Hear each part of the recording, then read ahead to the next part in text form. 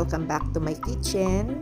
Ang lulutuin ko ngayon ay buttered shrimp with garlic and ginger. Kakaiba man siya pero masarap siya, guys. Try it. So, nandito na yung aking mga ingredients.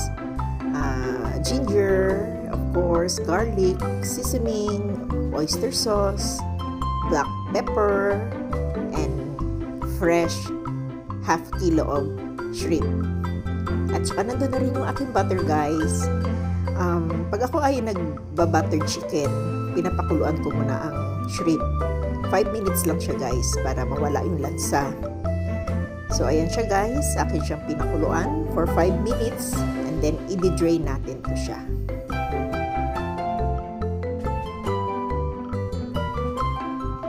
So, ayan na siya, guys.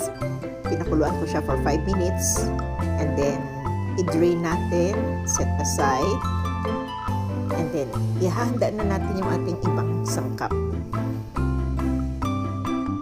Yung iba kasi direct nilang ginigisa yung shrimp sa bawang, pero ako pinapakuluan ko muna siya kahit 5 minutes lang. Try it, guys, nawawala yung lansa. At ito na yung aking mga ingredients: minced garlic, at saka yung shrimp na pinakuluan ko, yung ginger or luya.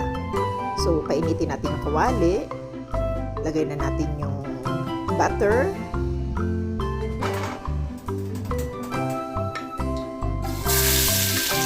And then, ayan, guys, magigisa na ako ng minced garlic.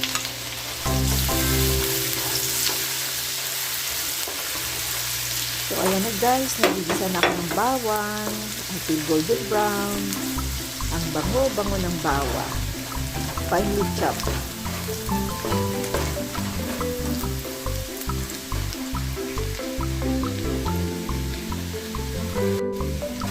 So, ayan na.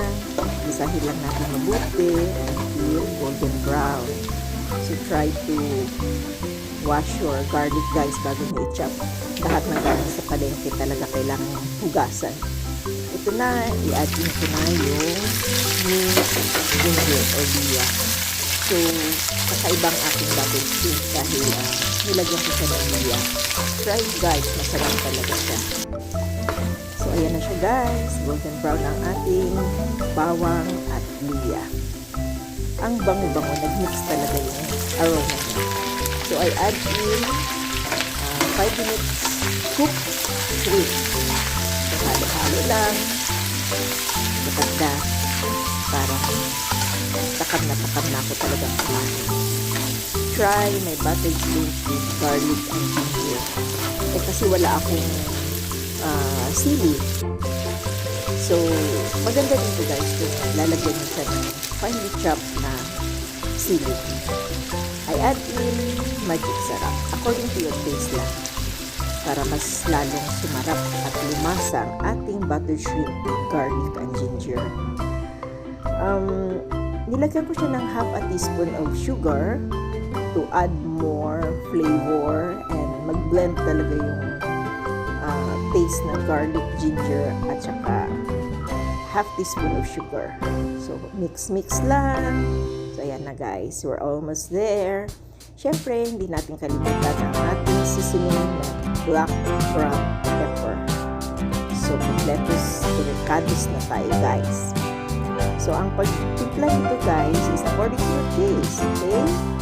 Enjoy your buttered shrimp with garlic and ginger talaga. At ganda na isang kalderong kanin. At syempre, yung aking most favorite na ingredients sa lahat ng aking dishes, oyster sauce. So, i-add natin ang oyster sauce sa ating almost done buttered shrimp. So, ayan. Just a few drops of it according to your taste pa rin. And then, mix. So, malapit na tumalito, guys. Ang bango-bango na talaga.